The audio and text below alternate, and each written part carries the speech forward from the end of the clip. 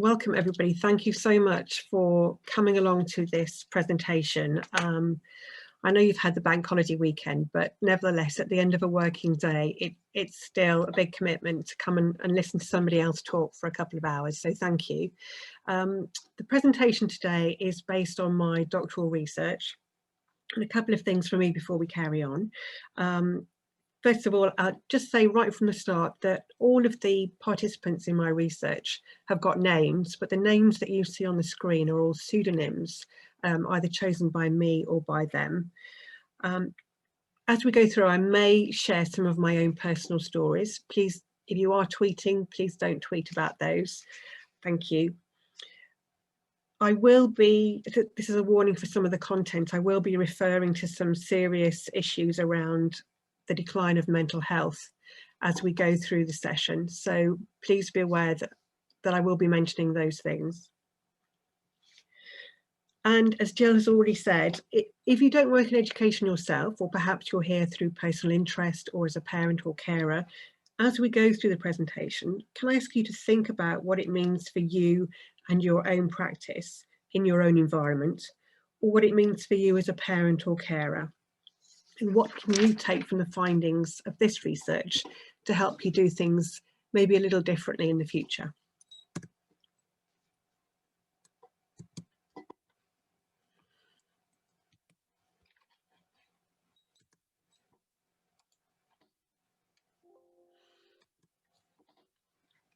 So a bit of background about me. I think it's always really important to understand where a researcher comes from and what I bring to my research and to how I interpret and understand the findings, as well as how I chose the methods to do it in the first place. So the photograph that you see there is me a few years ago and my daughter. So it's probably taken about 10 years ago actually. And I always have a photograph of her in every single one of my presentations because she reminds me why I do what I do. So I trained initially as a primary teacher. I taught for about 10 years. Then I became a parent. I have my daughter who is now 15 and she was diagnosed as autistic about the age of 5. She just turned 5, actually just started school. I then became a trainer for a Berkshire charity parenting special children. And hello to Ruth Barlow, who I saw pop into the room a few moments ago, who also works in that area. Since doing my doctoral research, I have delivered lectures for different universities, and fortunately in November, December, I passed my viva and became a doctor. Along the way, I also got a diagnosis of autism. So I am actually autistic as well as my daughter, and that actually came about as a result of her going through the assessment and getting diagnosed herself. So I bring all of these different experiences to the way that I work and to how I interpret things, and also how I want to share the findings from this research. And I guess also what I'd like you to think about is what do you bring to your own practice or to your own parenting to your child? So the things that I decided to research were very much based on the fact that my daughter was going to be starting secondary school. I'd had a conversation with a psychologist who'd said that a growing number of autistic girls appeared to be stopping attending school, but nobody seemed to understand why that was happening or what to do about it.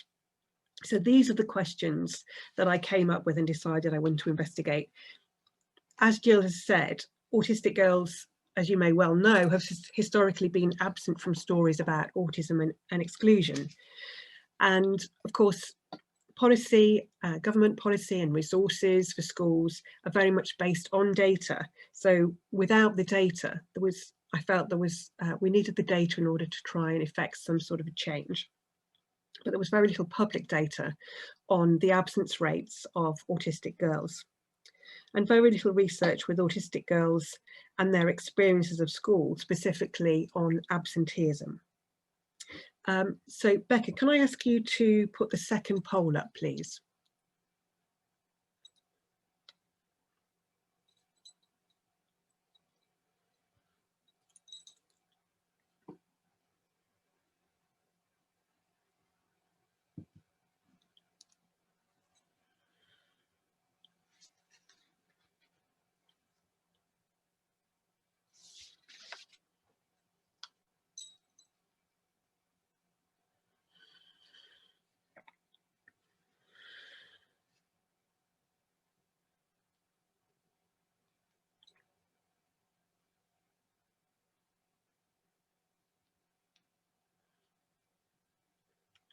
So most people are calling it emotionally based school avoider.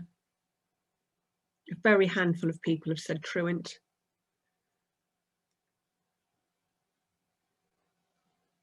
Okay, fantastic. So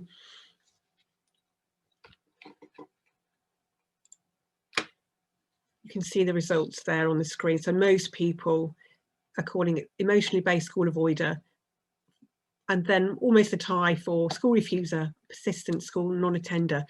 Jill, could you tell me just a few of the other options that people talked about? Yeah, so quite a few people, Ruth, saying it depends on the individual. Some people talking about demand avoidance, child missing education, NEET, not in education or training, not fitting in, school non-attender, school trauma. Okay, thanks very much, Jill.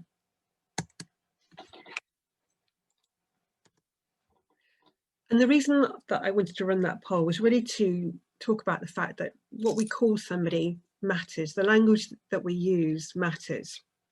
And the reason for that is the term we use can, I'm going to start that sentence again. So most of the terms up there on the screen tend to locate the problem of non-attendance within the child. So the child is refusing to go to school, the child is truanting, and we all know what sort of values we bring to that word there.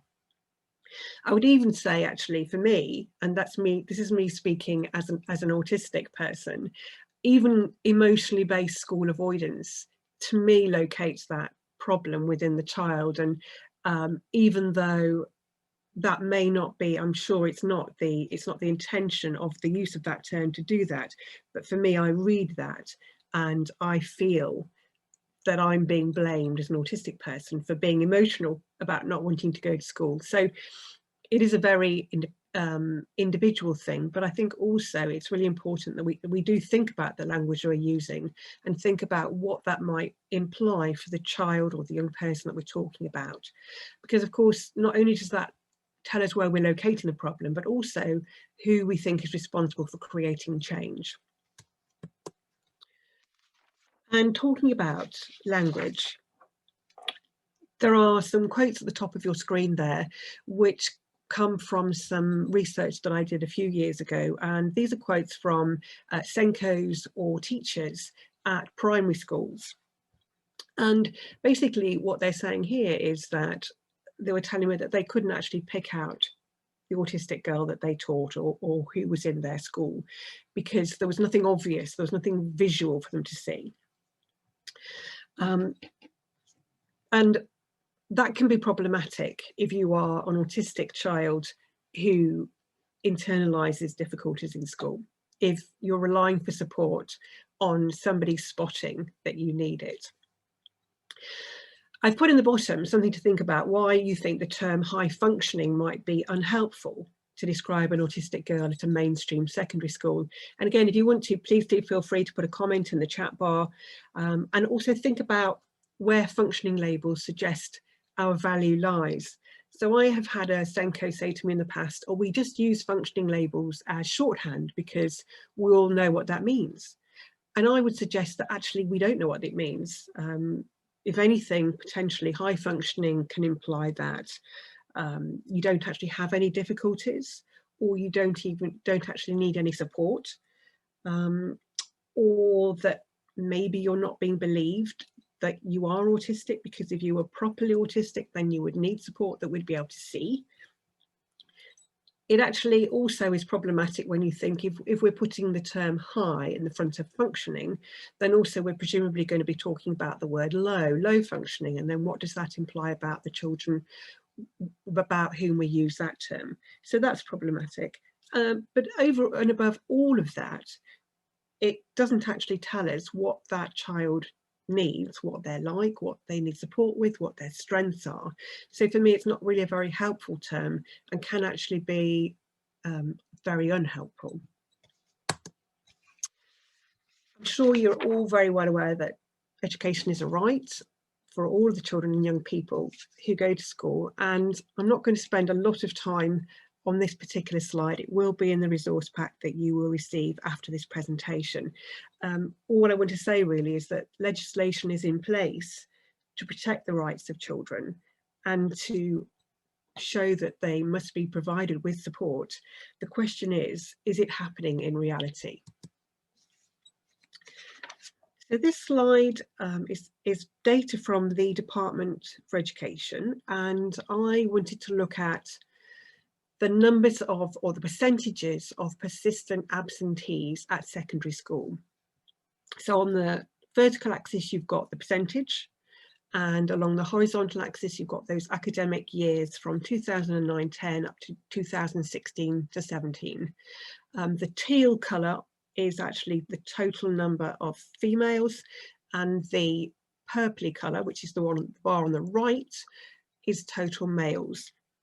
And you can see from this that, first of all, the number of persistent absentees has decreased over time, and DFE have actually used the same methodology to provide me with these statistics. So it is a genuine decrease over time. And there is also very little variation between males and females. However, this is information from again from the Department for Education that's not in the public domain. So it's a Freedom of Information request.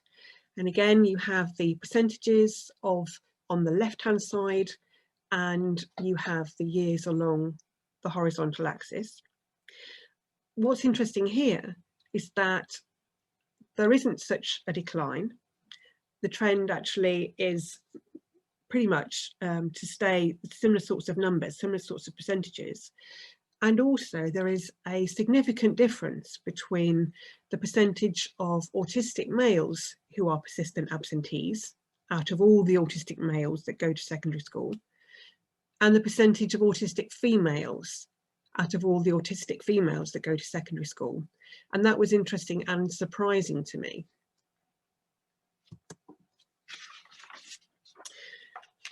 This graph here shows the official attendance statistics for the girls in my research.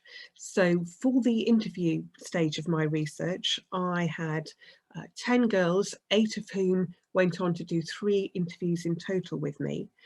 And those 8 girls provided me with their attendance statistics over the last, well, from the year they started school. And you can see that each girl is shown in a different colour. The vertical dotted line shows year 7, which is when they would have transitioned to secondary school for most of them. And then you've got primary school, therefore the years to the left of that line, and the secondary school years to the right of that line. And this would suggest that problems with attendance become very pronounced in secondary school, and that's where the problem lies. And of course, attendance is one of the performance indicators for schools that the government relies upon. So, Becca, can I have the next poll, please?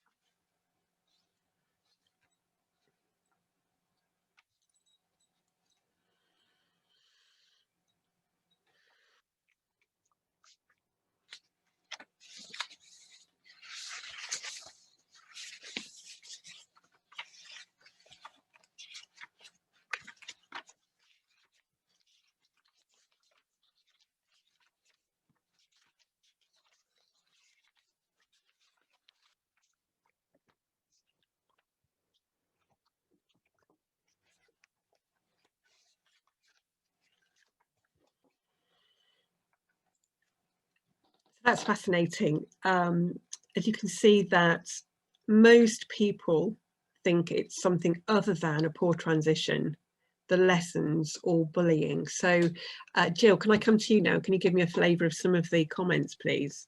Yeah, certainly we've had brilliant engagement, so thanks everyone for the comments. So a real mix, including change of key staff, anxiety and bullying, all of the above, all of the items that you've listed, exam pressure, not enough support, social anxiety, adolescence, change in staff. So quite a mix of responses. Thanks very much. And what was interesting is that we will revisit absence and what it means for these particular 8 girls as we go through the presentation.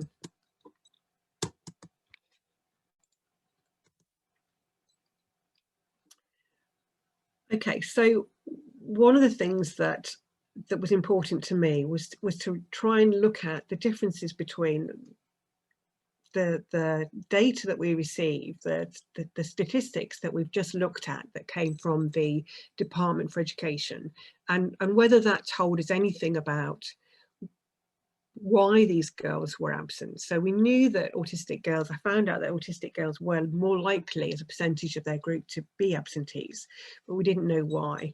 And statistics alone can't give us that information. So it was important to me to actually find out from those people who had experienced it, why it was happening, what it meant to them. And for those of you, I know there'll be a lot of people in the audience who'll be very familiar with this quote from Donna Williams. And piece of artwork from my own daughter. All of the artwork in my presentations is by her, in my presentation today. And again, reminding us that actually, if autism is not a look, you know, just because you can't see it doesn't mean it's not there. Okay, so the girls in my study actually reported, half of them reported wanting to stop attending from their very first day or within the first year, but actually carried on going for 8 to 9 years before they finally stopped attending. And of course, that information is not present in the official statistics. And there were multiple examples of informal absences. So absences that aren't recorded by schools and that aren't requested by government statistics. And of course, these are very, very difficult to capture, aren't they? But not being able to participate in a lesson, being absent from lessons entirely, though of course being recorded as present in school. And of course, lack of attendance did not always or initially correlate with obvious underachievement. Rosie, actually, who's the quote is listed from there, she said that she was probably in 10% of her lessons, even when she was in school for 50% of the time. So statistics, official statistics alone, don't give us the whole picture about absences or explain what creates them. So this graph here talks about types of referrers. So one part of my research actually went out and looked at some NHS autism assessment data from an autism assessment team from one NHS trust in the south of England. And I took all of the referral data, and so in this case it's looking at the age in which males and females were referred, and I looked at their database for males and females aged between 5 and 18. And the 3 main types of referrer were the school, GP, or an internal referrer. So that might be somebody within an NHS service already. So somebody that the child had already been referred to within the system effectively. And what's interesting from this is that you can see that out of all the children that schools referred, about just over 80% of them were males and just under 20% were females. And that was very different from the internal referral ratio and from the ratio of referrals by GPs. So just have a think about why that might be.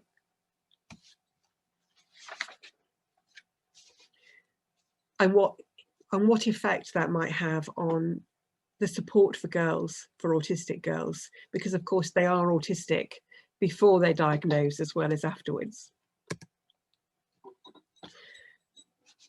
The next two graphs, we're looking at the age in which these people were diagnosed in the same trust, so the same group of children and young people. And this first slide looks at the age at males. So again, on the left-hand side, you've got the number diagnosed at that age, and the horizontal axis has got the age of the child when they were diagnosed. Again, those different colours refer to different regions within this same NHS trust. And you can see that there tends to be, there follows a pattern here, that the black dotted line is the average line. And you can see that most regions follow more or less that average line, and most males are diagnosed at primary school. When we look at females, however, it's a very different story. You can see here massive regional variation, all of those different colours representing a different region, and again, very little similarity with the average line, average diagnosis line. And the other interesting thing is that many of those girls are not being diagnosed until they get to secondary school, which has an impact on the preparations and support they're going to be put in place. They're going to miss out on the transitional arrangements to go from primary to secondary school, as well, of course, as not having had that support in primary school.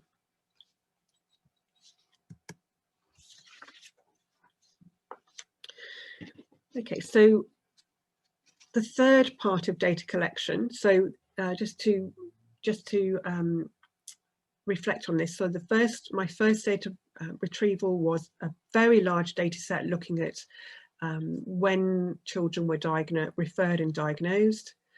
And then I did a case study with 8 different NHS records.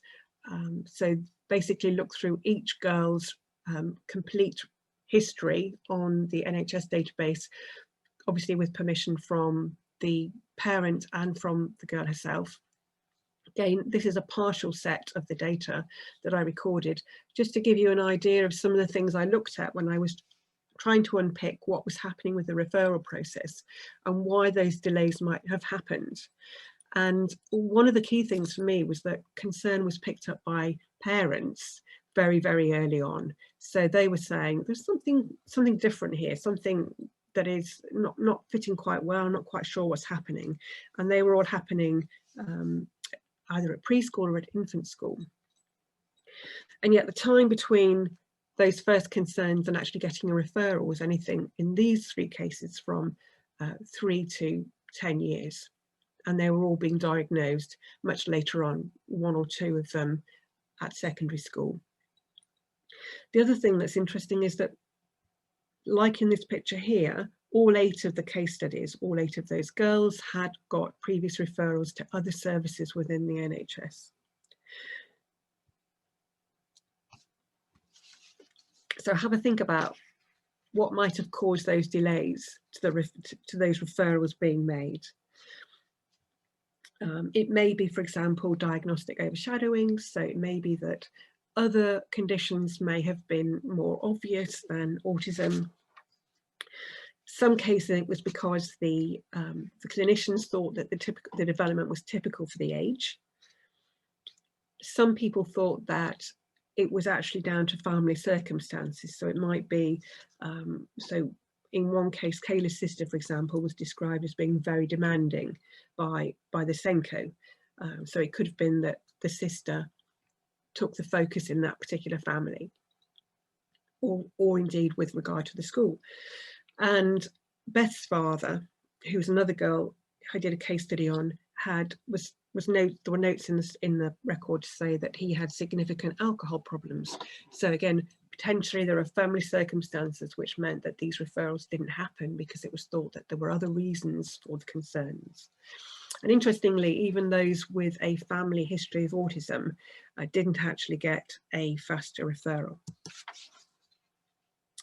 So when I looked through the records of these girls, there were records from clinicians, there were records from Senkos and class teachers and parents. And there were two broad types of descriptions when it came to thinking and talking about the girls. On the left, you can see that some girls were described as very affectionate or energetic, or maybe had struggles to sleep at home. And on the right side, you can see verbal refusal, defiant, lacks empathy, so much more, much harsher descriptions perhaps. What's interesting is that actually in this example, they're both descriptions of the same girl, so a girl that I call Beth. And what that tells us is that actually different people have got different perspectives on the same child.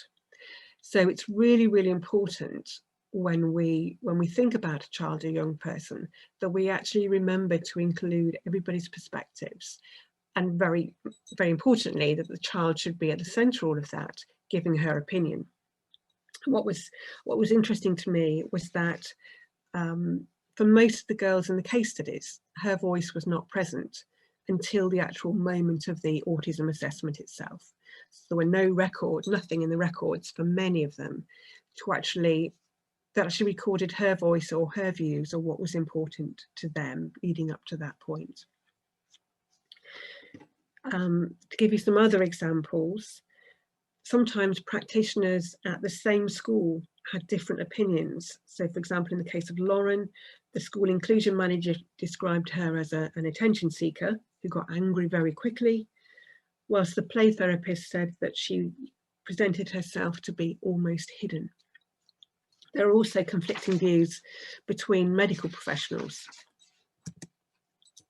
Of course, again, as we've mentioned, language does have an impact. So if we think about the first type of description, which unsurprisingly, most of the girls in the research fell into, they tended to internalise their difficulties, but they also had words used around them, such as being submissive and compliant, as well as shy and hiding and avoiding. And these are all words that suggest that we like the girls who are compliant. These girls were described as being a pleasure to teach, being the ideal pupil. The second type of description, however, not quite so supportive. The words and the language used around these girls were a bit more judgmental. So Beth is described as resistant and lacking in empathy. She is a burden on the teacher and on the class. And I just want you to think about and reflect on how you would feel if somebody said those things about you and put it in writing as a judgment effectively that would go down in your records, or if somebody said that about your own child, because this is simply one person's perspective on a child, and yet is going to have a massive impact on her. It's interesting that actually the girls who got the earliest referrals were the girls who fitted the second type of description, the girls who were regarded as a burden, and they tended to get the support as well. And of course, what that means is that most of the autistic girls, and most of the autistic girls in this study were the first type, were not getting the support and were not getting the referrals. So whose perspective matters? It did appear from some of the records that I looked at that the professionals felt that, or some of the professionals felt that their perspective was the most valid. And yet we can see from some of this data that actually it is simply one perspective, and we need to collect those of the family as being as valid as those of a professional. But most importantly, it's really important that we include the voice of the child. We must ask her what's important to her. So, for example, the factors that impacted on some of the girls in the case studies were the environment, so the sensory environment, the way they experienced that. Most of them talked about lack of sleep and also having high levels of anxiety. And in fact, 3 of the girls in the case studies reportedly self-harmed, and 3 had expressed suicidal ideation before they were diagnosed.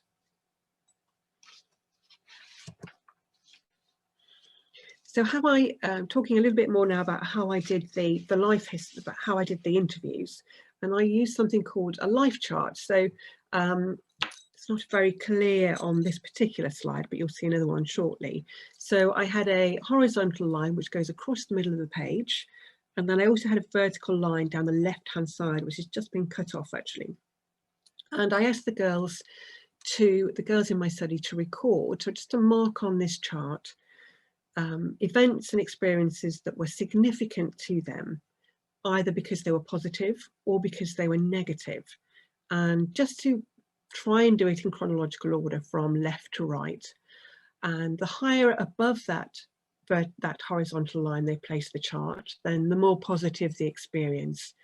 And the lower down the chart below that horizontal line they placed it, the more negative the experience. I then asked them during the interviews to talk to me about these events and tell me a little bit more about them and what they meant to them. Tell me what helped with the positive events, what made them work so well, and why the negative events didn't work. You know, what could the school have done better? What could have prevented or made that experience better for them? And then from all of that data, the girls and I then made some recommendations. What was interesting to me was that actually I was kind of expecting that the line would all be, most of the events would be below that horizontal line, but in actual fact most of them reflected the same sort of pattern as Robin's life chart that you can see on the screen, so very much meandering above and below the line. So you can see even for the girls, and these girls were all girls that stopped attending school, nevertheless they all had positive experiences as well as negative experiences, and we can learn from those. So what I'd like to do now is stop talking for a moment and let you listen to the voices of some of the girls from the study. So they're not going to be, the words are going to be spoken by two of the girls in my advisory group. So I had a group of autistic girls who helped me plan the research and check the questions and come up with things like thinking about where to do the interviews, how to do them, how to make the girls feel comfortable, and so on. So the girl on the left is my daughter Izzy, and the girl on the right is a girl called Bronwyn. So I'm just going to see if I can play those for you now, and they will speak the words of the girls from the research. Every time I got a friend, soon afterwards they would just not be my friend, just start being mean. I don't know who it was hardest to get along with. Everyone, just everyone, all of them. When we had to go in groups because no one picked me, and then I was assigned to a group, no one would listen to me. It was, you must talk, you must communicate with the world, and these horrible teachers. They made me write a Mother's Day card. Yeah, I remember just crying. Thinking back, it's just yeah, I'm sure my mum would love a Mother's Day card that was made for me crying with sadness. Such logic. My TA turned out to have no experience with children, didn't know anything about autism. She stuck her fingers in my mouth when I yawned. She lied about me. She used to try to twist my words to make it look like I was lying about my pain because she couldn't see my pain, so she didn't believe it. I was eating my lunch in the toilet, and then I stopped eating lunch, and Miss Smith was like, you know what, just come and eat up here, you need to eat. And then the safeguarding lead person, she said it was damaging my social skills and I had to eat lunch outside with everyone else, which consequently, when she made me do that, I got my lunch thrown in the bin. The school told me that I was misperceiving the bullying because I was autistic. I wasn't understanding it. They were like, oh, you just need to be more resilient. I can't be resilient when I'm getting physically attacked. I tried to mask my difficulties for 4 years and broke in the process. My behaviour at school was perfect. I followed all the rules so I didn't stick out, and I pretended to have friends by loitering near people. I was shut down and quiet. In contrast, at home, I would either be happy and chatty or recovering from school and a crying mess. In the space between year 7 and year 10, I had a mental breakdown and developed anorexia. It's relieving to not be at school, but it's also created different stresses and worries. I feel let down that, I put so much into my education, and yet everywhere is either gives you the support you need, but won't actually provide the thing, like all of the lessons you need, or they provide the lessons you need but there's no support in place, and so neither of them are applicable for me. There we go. Okay, so that gave you a bit of a flavour for some of the things that the girls were saying. So one of the exercises that I did was to ask the girls, so there were 10 girls in this part of the study, to talk about what their ideal school would be like and what their non-ideal school would be like. And this is to do with creating a personal construct of their school, their ideal school. And it was developed from an idea by Williams and Hank, who have an ideal school exercise. So the educational psychologists in the room will be aware of that. So this has been adjusted slightly. So I asked them about 9 different themes, including the 3 that you see on your screen now, and asked them about their non-ideal school, what they would be like in that school, and also about their ideal school, what they'd be like in that particular setting. And then I asked them to rank their responses. So before we go any further, so looking at the non-ideal school, where did the girls in my study say the biggest problem would be in the sort of school they did not want to attend? So Becca, can I have the next poll, please? So this is the school they did not want to attend.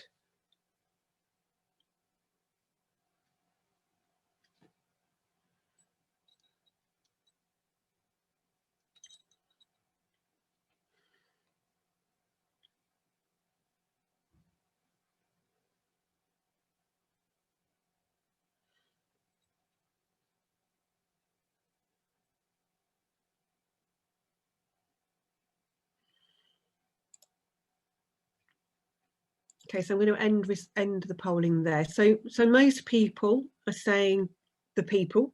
The sensory environment also very, very important there. Actually, it was the people. Yes, most of the girls said the people would be the biggest problem. So what did they say in their ideal school was the most important to get right? And Becca, can I have the next poll, please?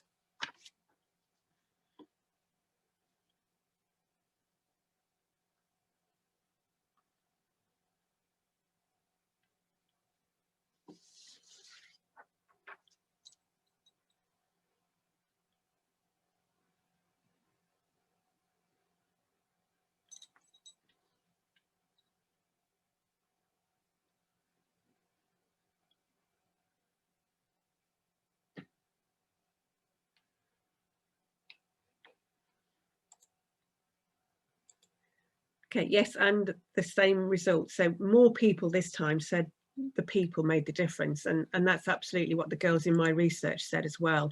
That if you had the right people, if the people were the adults and the professionals, the teachers and the teaching staff working in the school were caring and supportive, then they would make sure that the work and the sensory environment were right, where adjustments would be made for them if the people had the right attitude and the right ethos. So it gives me hope to know that actually it's not some expensive piece of equipment we need to get in different schools. It's just we need to think about how we work as professionals when we're working with these young people. And I'm probably most teachers and most school staff and most educational professionals and indeed NHS staff feel they're doing the right thing and feel they are providing support. But what the girls in my studies showed was that actually that they may have thought that, but actually the support they were receiving was not what they needed. So it's about making sure those relationships are in place so that we can actually hear their voices and hear what they have to say and what's important to them as individuals.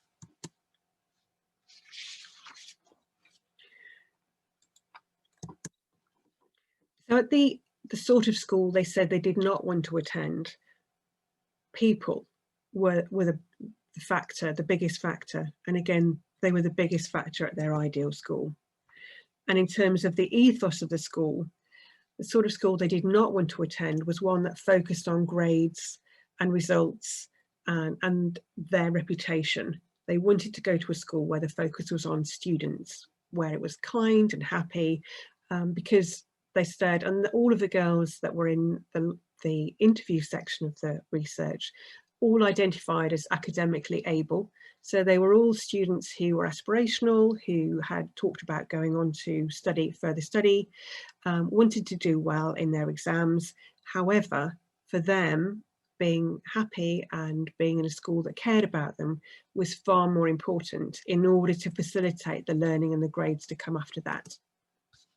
And these are the sorts of things they said they would like to be in their ideal school. They weren't actually rejecting learning. In actual fact, they were rejecting the environment and an ethos that were damaging to them. And here's another example. This is for Daisy. So again, you can see that on the left-hand side, it's a bit clearer there of the positive experiences above that horizontal line and the negative below. And Daisy's life chart actually went on for 5 pages. So she was very thorough. What the girls did after they'd completed it was send it back to me, and I would then build questions around them around what they wanted to talk about. So her pet peeve was being treated like she was stupid. So she was forever being told at primary school to not worry about learning, just colour things in.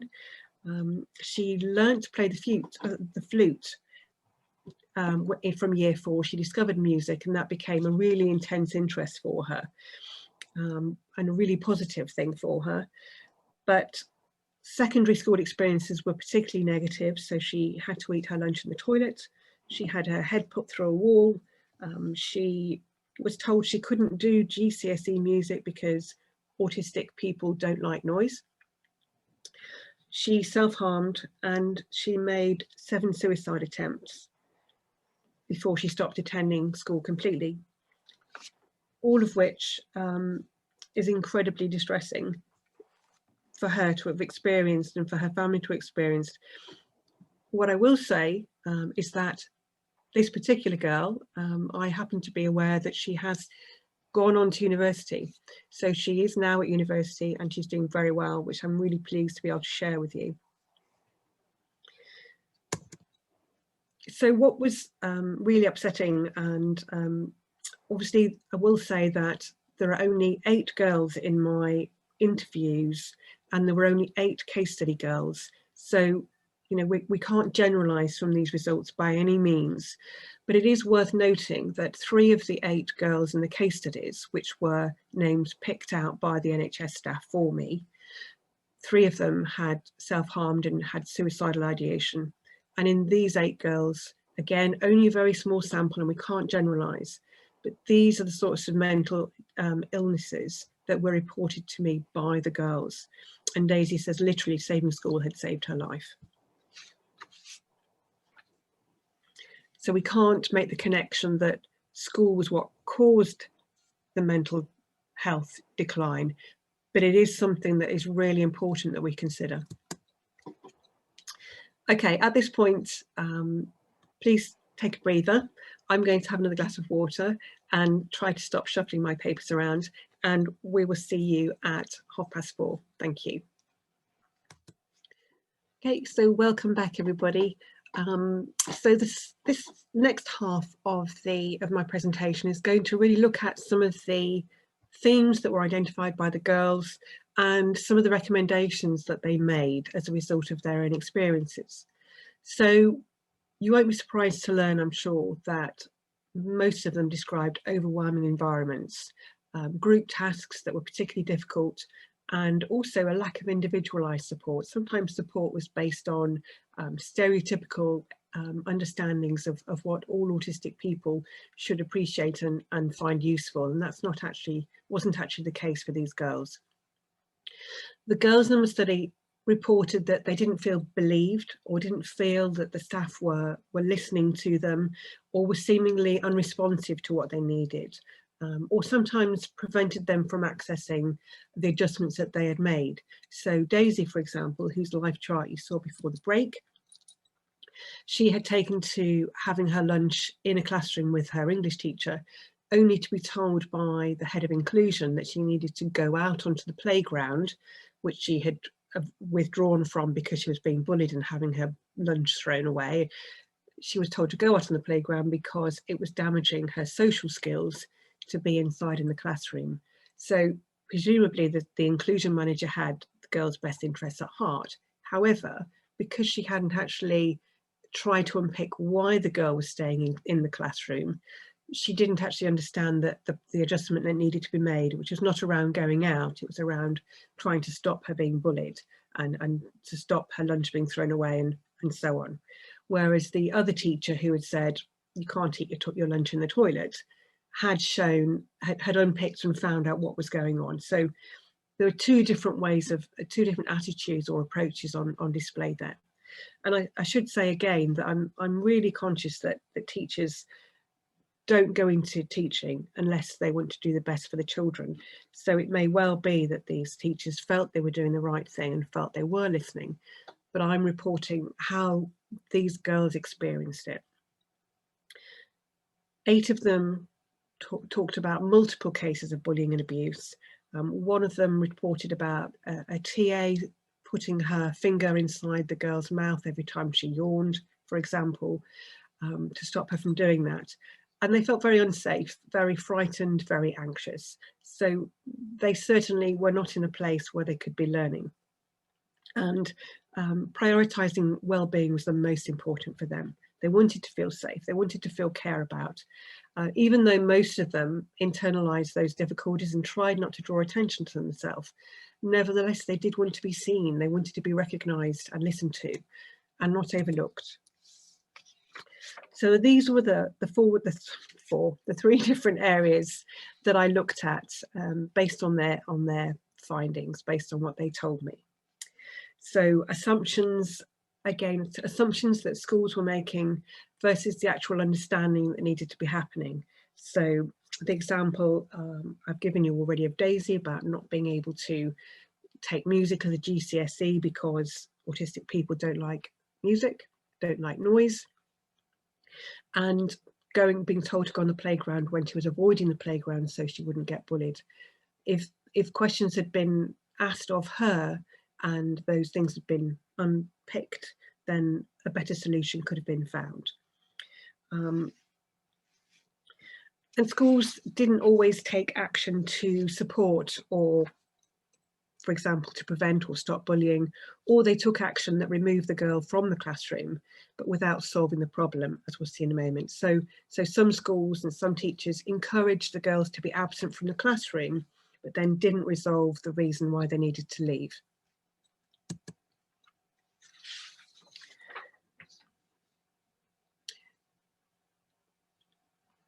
One of the things that came out from the case studies, the NHS case studies, was the use of standard assessment forms such as the SDQ or the Strengths and Difficulties Questionnaire were often unhelpful because they lacked context. So to give you an example about that, one of the questions is, other people my age generally like me.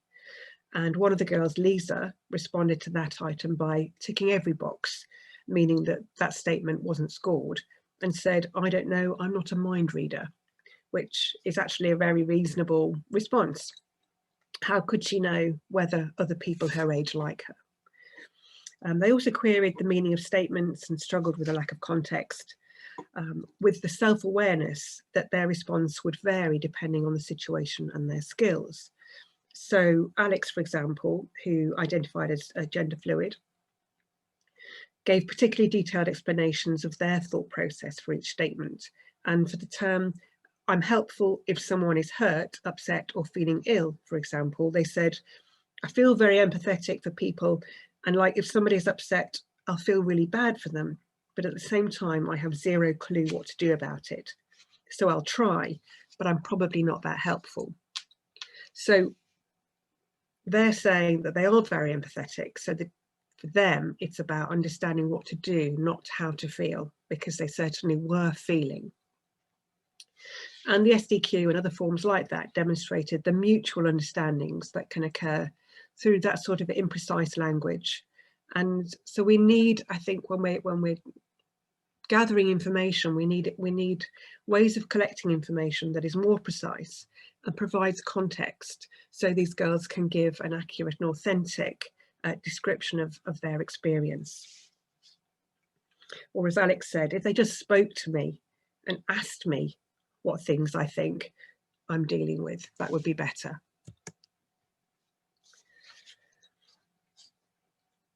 All of the girls that I spoke with needed help and found it very difficult to ask for help, partly because they weren't necessarily sure what the procedural process was.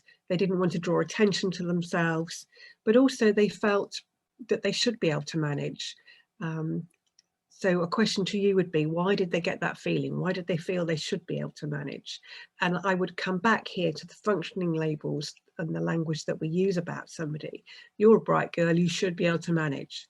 So then if they asked the question, they felt like a burden. They felt that other children and young people were more deserving of help. So then they sometimes didn't ask for help. They masked their difficulties. And this became a circle that they never got out of. So they stopped actually asking for help.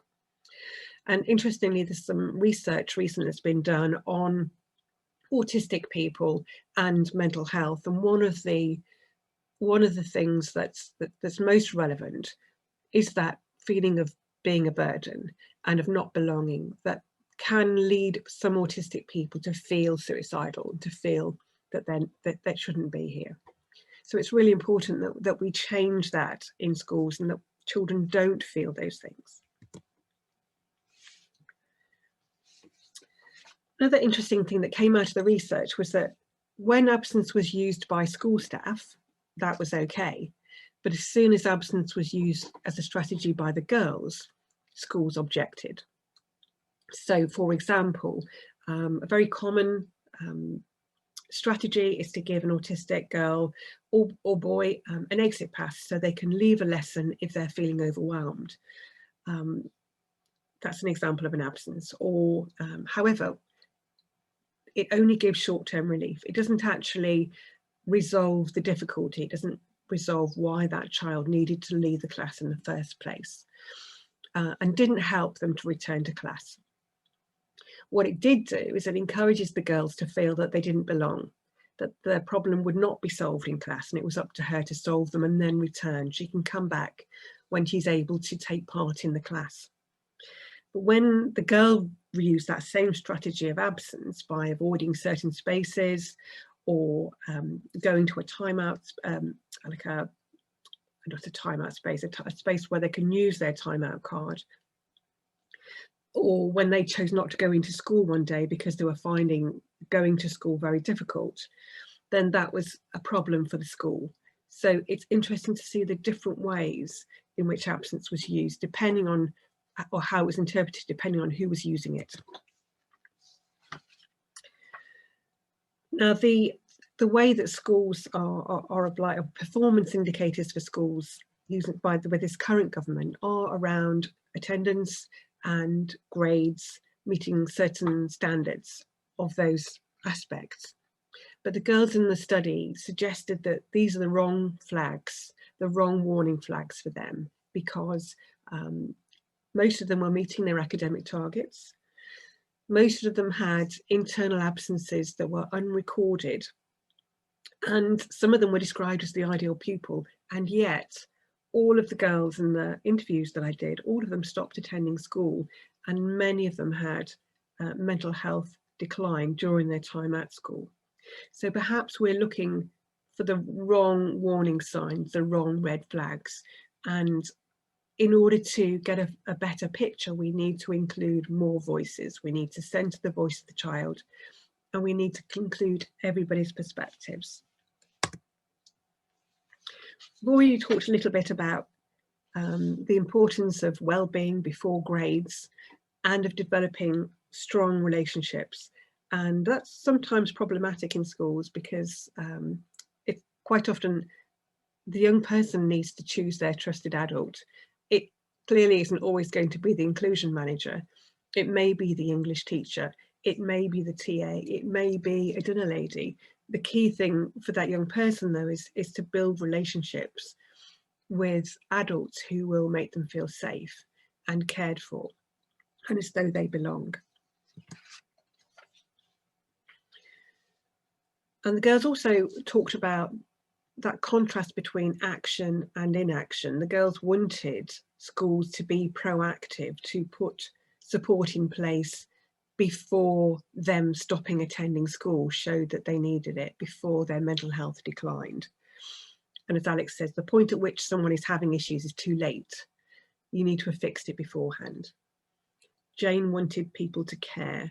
And Ming said, you know, it's all very well saying, yes, we'll stop the bullying. Yes, we're an inclusive school. But if you don't actually do something to change something, to change the bullying, to stop the bullying, then nothing's going to change. So Ming wanted teachers to do what they said they were going to do. Okay, now I'm going to show you a clip from a short animation that I put together with the Donaldson Trust, and also funded by the same people who funded my PhD research, the John and Lorna Wing Foundation. And this is just a small clip, but we will again put the clip in the resource pack so you can watch the whole animation, which is about 10 minutes long, on YouTube. It's based on the narrative of an autistic girl who stopped attending her secondary school, and you can hear me interviewing her as we go through the animation. The feeling of dread I would have that night would be because the next day I knew I would have to repeat the same day again without anything changing, because other people or myself would have the lack of understanding or the lack of support that we all kind of needed, as well as myself. The feeling of isolation at school was, well, crushing, I think, because I could be surrounded by people and still be entirely alone.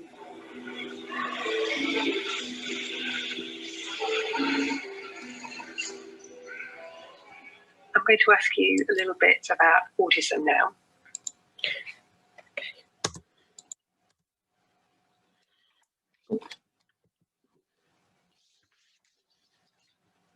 So for Erin, the girl whose voice you just heard from the animation, one of the things that was difficult for her was knowing that every day was going to be the same, that things were not going to change. So this slide here refers to different people's responses to the absence. So school wanted to be in control, teachers wanted to be in control of the autistic girl, and wanted the girl to conform to what was happening in school, to the rules and regulations of the school. So it was very difficult for them to exercise any sort of flexibility or appreciate or accept any individuality. So for example, if there's a very strict uniform policy, it's going to be very difficult then for that school or those teachers within the school, the individual teacher, to say, it's okay, you can take your blazer off. I understand you have a sensory processing difference that interferes with the way that you might be able to learn, so take your blazer off. If you're working in a school that reinforces conformity, any difference is going to be very hard to meet. And of course, from the girls' perspective, they were trying to find their own solutions by going to the library at lunchtime or by eating their lunch in the toilet, for example. But whenever they came to, quite often when they thought of a strategy like that, they were told that they couldn't do that. So they were back being forced into the conformity. Everybody has to do the same. And I don't think it's so much as resilience, but more perseverance that these girls were expressing by continuing to go to school for so long. They were persevering because they did actually value education and they did want to be in school, but they didn't want what they were experiencing either. So the teachers believed the girls needed to conform and tried to reduce their agency, whereas the girls believed, because they weren't getting any support from teachers, that they needed to look after themselves and were therefore trying to increase their agency.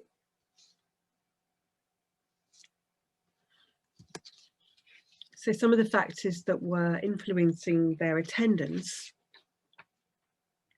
are on this slide here. So they were the target of bullying. The environment was overwhelming, so maybe it was too bright or too noisy, or there were too many people, so they were being corridors, for example, frequently came up in conversation. So they became more vigilant about their time in school and watching out for different things that might harm them, which created large amounts of exhaustion in them and reduced their capacity to cope, which made them more vulnerable. And so it went on. And of course, over time, this resulted in a deterioration in their mental health. It made them very tired, as you heard from Erin's piece then, and also reduced their belief in their own power to change things. So to conclude, one of the key things that I want you to take away is that the autistic girls' voices were absent from the reports and the decisions about them, and that needs to change, because their voices are what we need to hear first. We need to hear how they're experiencing things. We need to hear what they're learning from those positive experiences. What can we learn from that? We need to understand why negative events were negative. What can we do differently? And we can only truly understand that if we actually ask them, rather than making assumptions about what would work. TAs is a good example. So some girls wanted a TA to help them and interpret instructions for them. Other girls did not want a TA with them at all. They felt that would be completely the wrong thing for them. And yet that's a form of support that may be thought to be true and needed for everybody.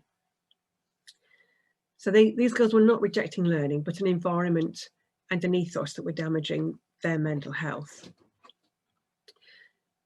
The attainment and absence statistics do not necessarily identify autistic girls who need support. So again, we need to be looking for alternative flags of concern. If they're saying, or their parents are saying, that they're really struggling with the sensory environment, if they're struggling to sleep, if they're feeling very anxious, these are all issues that the girls in my study raised as problems, which, had they been noted and acted upon earlier on, would have brought support which would have helped at a much earlier age. And finally, of course, if you don't meet their needs, don't be surprised when they stop coming. 5 recommendations. Daisy's was simply just listen. It's not rocket science, just listen. Highlighting the priority of the voice, of their voices that are clearly they felt were not being listened to or not being acted upon. Robin asked you to be more curious. So find out why they're behaving in the way they are. Find out why they're in a classroom instead of on the playground. Erin wanted you to remember to prioritise their well-being, because unless they felt safe or cared for or nurtured or like they belonged in school, then they wouldn't be able to learn. And that would have a knock-on effect on their mental health. Jane wanted you to take action. So if they say that they need something, or that something is, so for example, if they say that they're being bullied, then act upon it, don't ignore it. And Alex said, be more informed about being autistic. And that's about recognising that actually what we know about autism has changed a lot over the last few years. And it's really important that when you learn about autism and what it means to be autistic and what it means to live in the world we live in as an autistic person, it's really important to speak to autistic people. There are many trainers, some of whom are in the room with you tonight, who are autistic and are trainers. And by incorporating or including autistic trainers in your development plans for staff training, then you're going to learn far more. So I'll give you an example from my own work. I was invited to go into a primary school and I was taken into a room which they used for small group work with autistic children and other children who required support in different areas. And as soon as I walked in, I put my hands over my ears because it was so noisy. They had all these little groups going on in multiple TAs with multiple groups of 2 or 3 or 1 child. And I just said, it's so noisy. How can anybody concentrate in here? And this is something that Senko, who was a brilliant Senko and really cared about her children, had not even considered. And again, incorporating this, being more informed about being autistic, listen to the children. You know, if they're in your class, if they're in your school, if they're within your, if one of your patients, then ask them. That should be the starting point. So thanks go to all the participants in the life history interviews and those who gave permission for their NHS records to be accessed, as well as my advisory group of girls. And we're going to end with a short survey before we come to the question and answer section of this session. Thank you. Becca, would you like to share that survey, please? Yes, the link is being just placed in the chat, and I will just carry on putting it as people put messages in as well, so it's at the bottom.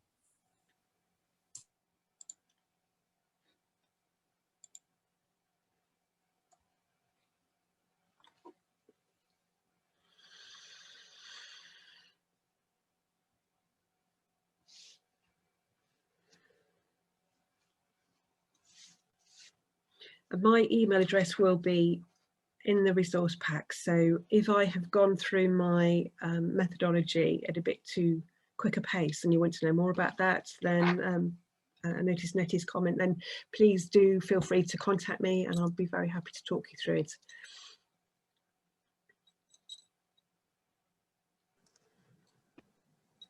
Thanks, So, Ruth. Jill. Yeah, shall I give people a little moment to complete that form, or shall I? I'll share some reflections first of all, Ruth, that have come, and then I'll come to questions. So thanks to everyone. We've had quite a lively chat function, and a lot of comments, a lot of questions, a lot of agreement and support for your findings. I'm just going to share some of the reflections that have come out. So quite a strong agreement that the voice of the child, but also the parents, is often missing, and that this often results in children missing out on support because they appear fine at school. Someone reflected that the engagement, awareness and education of pupils is really important as part of inclusion.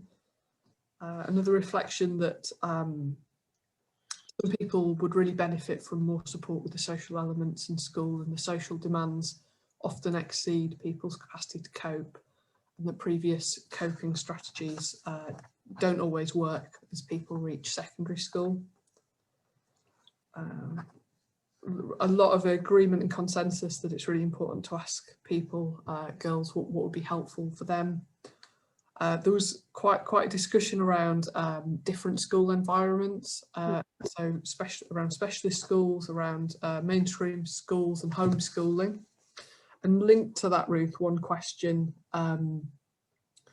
which is, was there any learning during lockdown? And I think your study finished before lockdown, but I don't know if you have any experience of how people manage with education during that time, and if generally if people found it easier or more difficult. Okay, thank you, Jill. Okay, so with regard to lockdown, I would say that my experiences as a parent, and also from working with parenting special children, is that some children actually found it really, really great. I'm not a child, I fell into that category. It was lovely to be able to work from home and not have to spend a lot of time interacting with lots of different people. Some children actually really enjoyed that, working from home, and have found it very difficult to transition back into the classroom. Other children didn't like it. And again, it's one of those, I think it's very difficult. Some children, and some of the girls in my study didn't go back into a physical school. They went into online learning, and that suited them really, really well. They could sign up for subjects that they really enjoyed and that were real intense interests for them, and they had much more control. They could be in their own environment at home. They could manage that really well. They could eat what they wanted, wear what they wanted, drink, etc. But there were also some girls that I know who actually missed that socialising that they got from being in school. So it's mixed. Thank you. Yeah. I was just going to come back to, actually, if I can, on those things that you've mentioned before. So with the voice of the parent, I think one of the things that, if you are here as a professional today, I would encourage you to do, certainly in education, is it makes sense for you to be the ones to invite the parents into school, and it's really, the onus is on you to be collaborative, because I think it's very easy to sort of say, yes, come in for a parents' evening, and then we'll tell you how your child is doing. Have you got anything to say to us? But that doesn't really encourage a great deal of collaboration. And I think the more that you encourage parents and carers into the school to collaborate with you, the better the results are going to be for the child.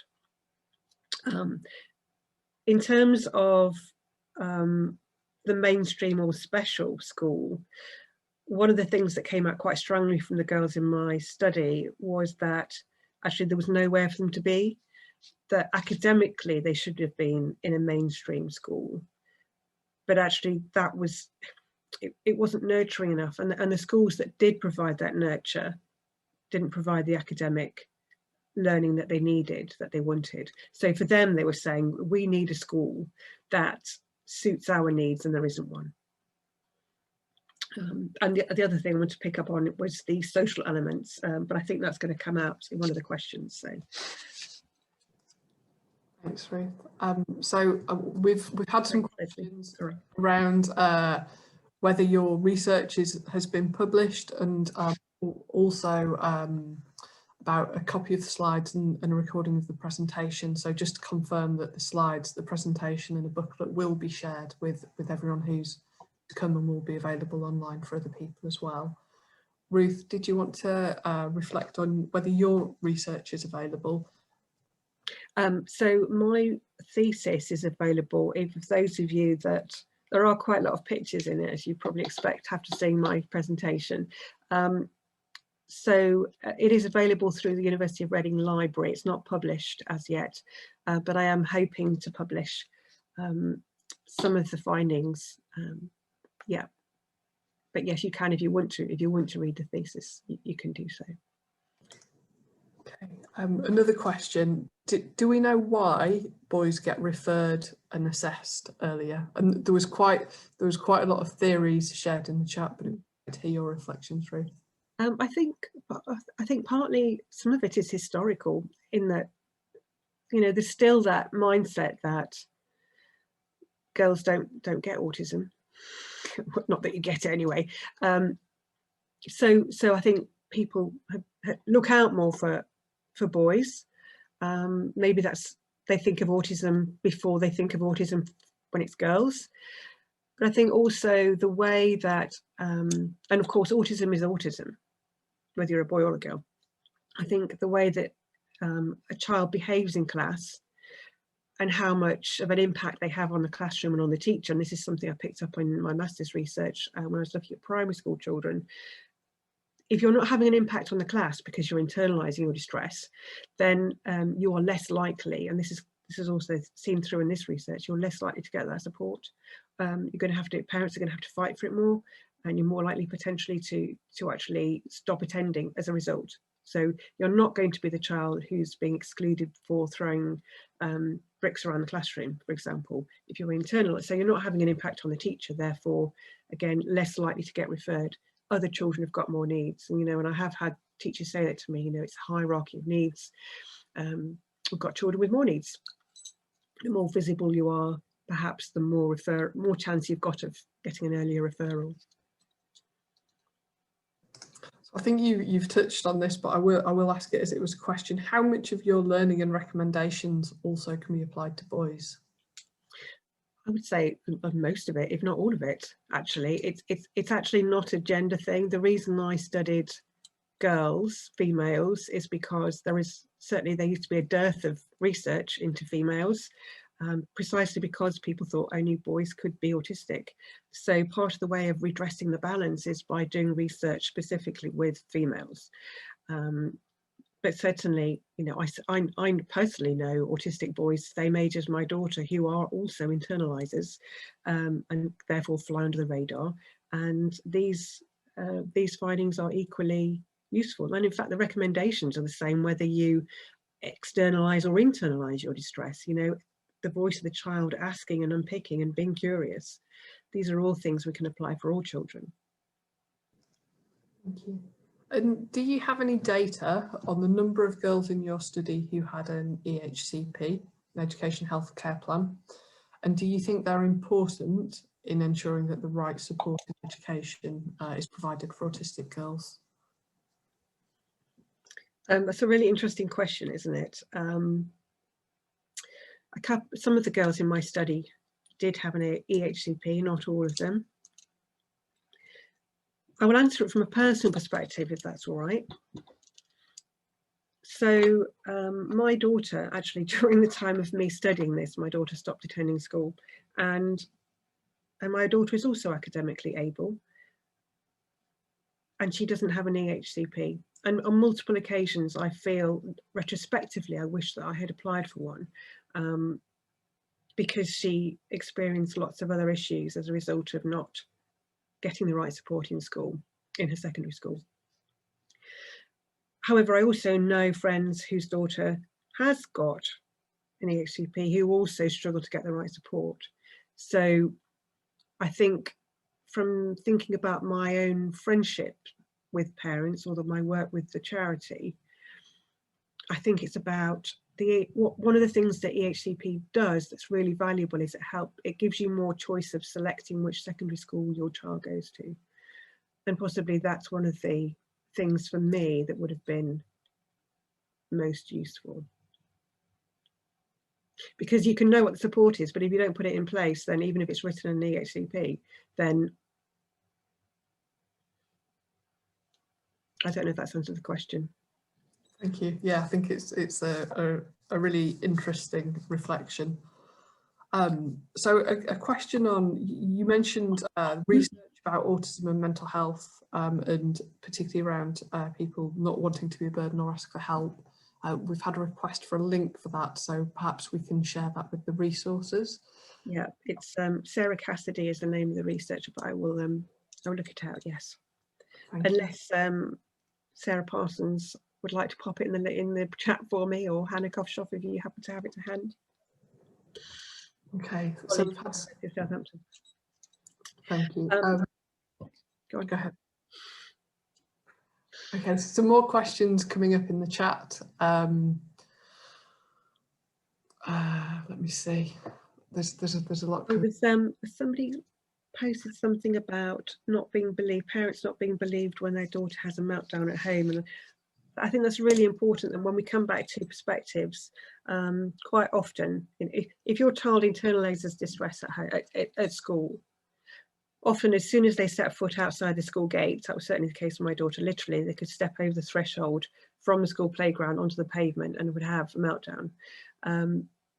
And then it's if as a teacher you don't see that happening in school, it can be very difficult to appreciate that that's actually not a response to school, and instead think it's a response to the parent, and that's very problematic because on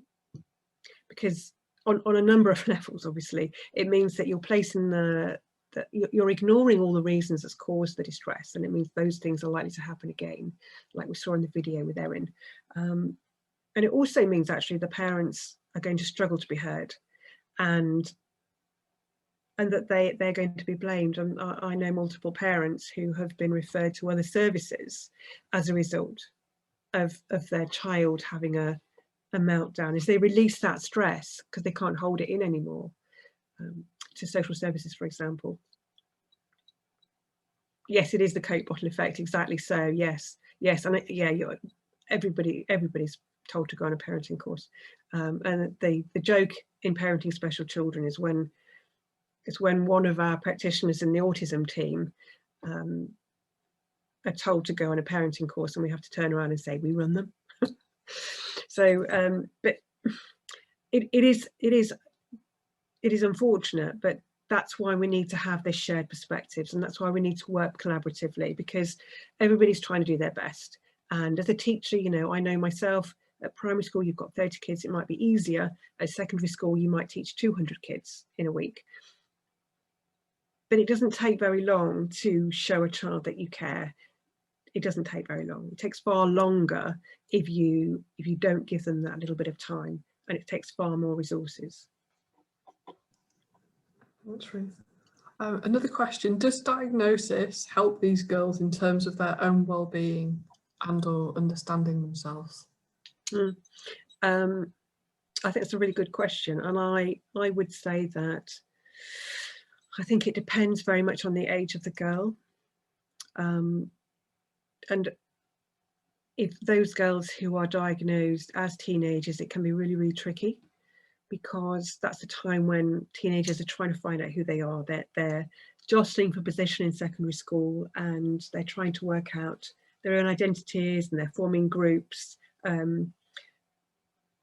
So it can be very difficult depending on how that diagnosis is presented, and the language, again, clinicians, that goes around that about, and how that is then managed in school, can be very alienating. You know, I do know some autistic girls who just don't want to accept it because they don't want to be different. They want to be part of the group. They want to be able to fit in, and it can take a very long time to accept that actually, you know, it's that whole thing about please invite me to the party, please invite me to the party, and you get the invitation, then you spend the next week trying to work out how you can get out of going to the party, because, you know, you want to be wanted and you want to be invited, but you don't want to go.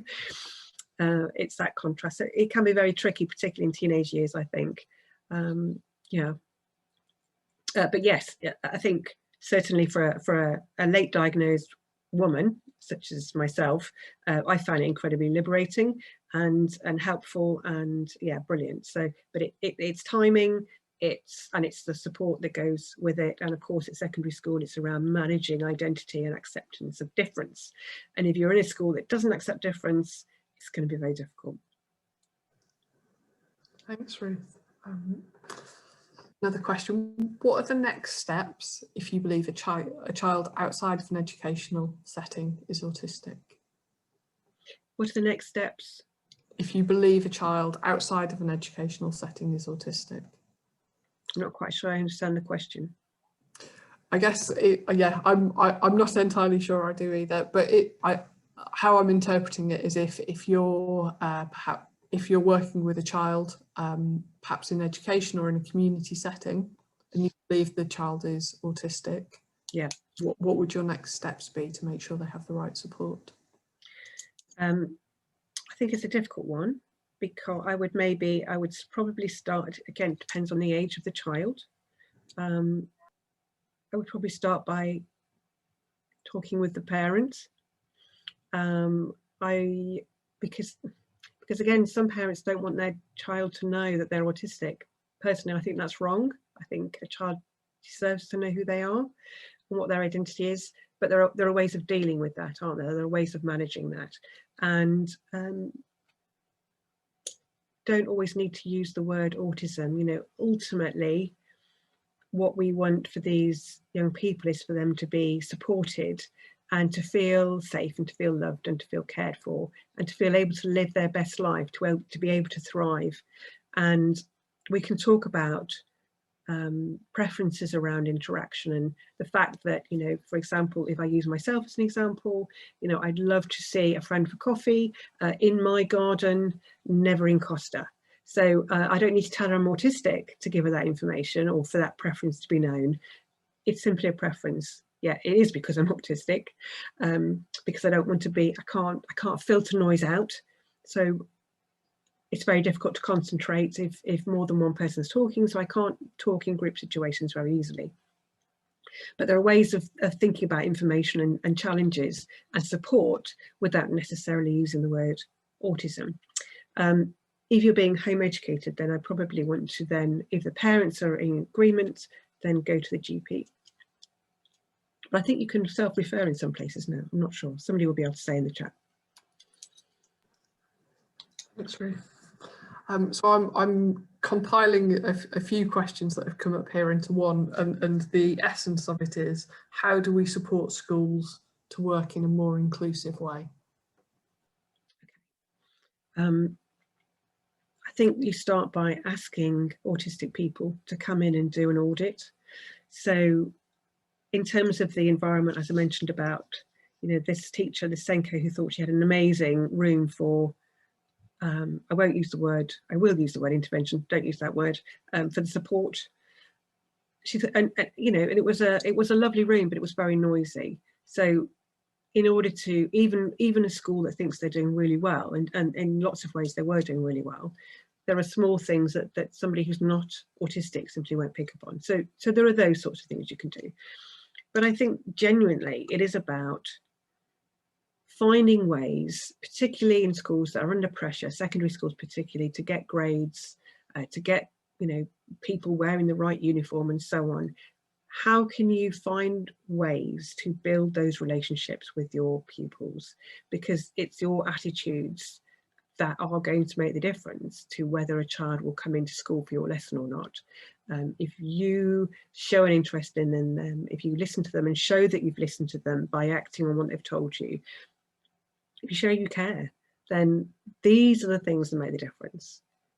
Find out what's important to them. You know, it's very straightforward with autistic people. We tend to have particular interests, and just knowing one interest and be able to say, you know, for example, it might be, using myself as an example, line of duty was an interest. So you could just say at the beginning, how was line of duty last night?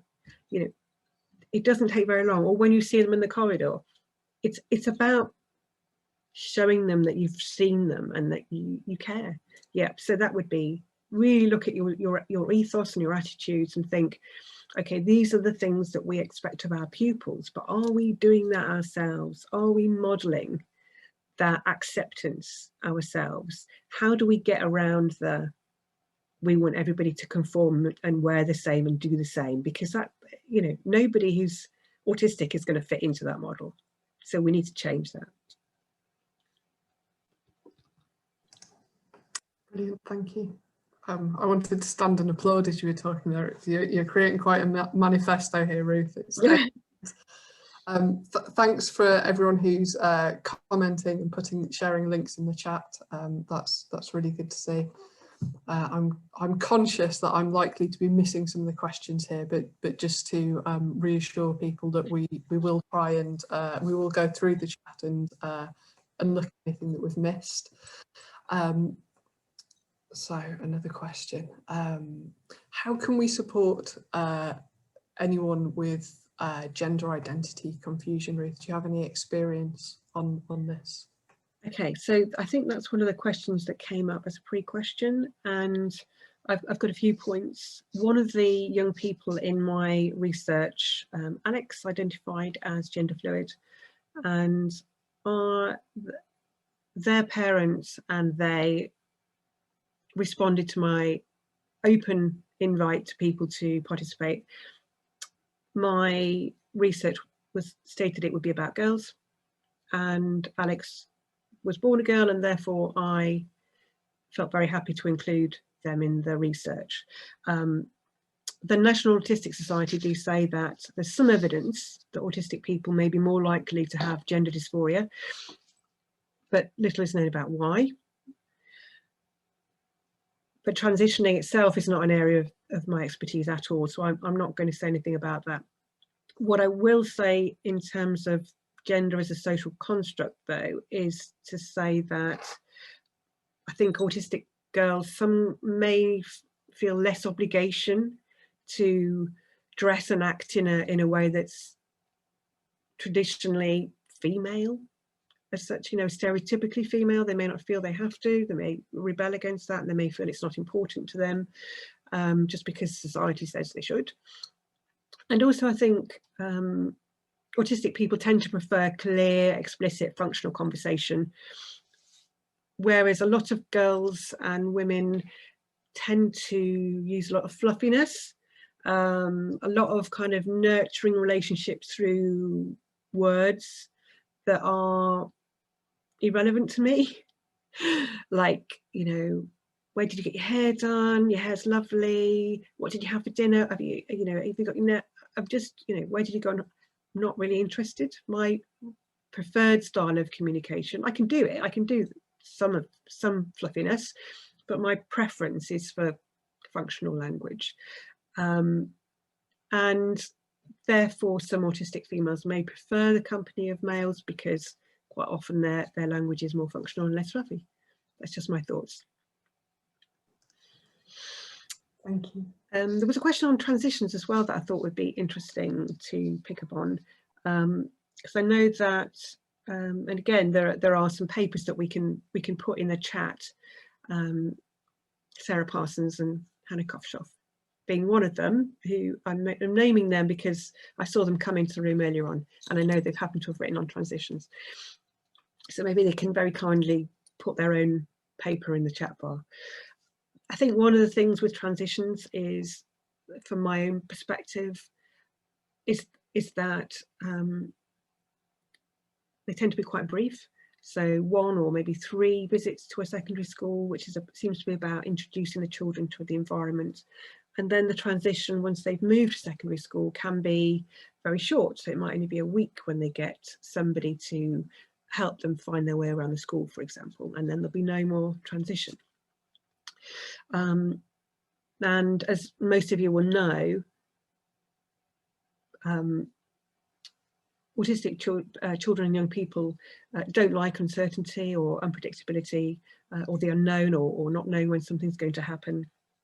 So increasing familiarity is important, certainly, but you do need to find out what's important to the individual. So not every autistic child is going to want to do 3 special visits to the school because they don't want to be marked out as special, for example, in their own words. Relationships are really important in transitions, but again, harder necessarily to get going before the child's moved, because you know, you need to be in the same environment, don't you, to start building relationships, and also because the young people tend to prefer to pick their own trusted adult. But I think the other thing I would add is that I think the period of transition at secondary school itself needs to be longer. So for some children, they might need a few months of transition, a few months of, you know, somebody checking in, you know, are you happy with the way you're organising your lessons? You know, we send our children up to secondary school and expect them to be independent, or schools expect them to be independent at the very time they need the most support, and 1 week isn't going to cut it. So I think if you work in school, then be alert to that and think about, how can I support this young person to transition to being independent in this new school setting, and look at communication, look at interaction, look at organisation, and all these different aspects, but over a longer period of time. Thanks, Sarah. Excellent. Yeah, a flurry of links have been shared in the chat as well, which is great to see. Thank you for that. So a question from earlier, Ruth, a sample, so someone requesting a form or a template that might help people to be heard and help teams to understand and support autistic girls. Okay, so there are 2 things I would do here. One is the simple life chart that you saw in the presentation. So you literally have that vertical line and the horizontal line, and just ask.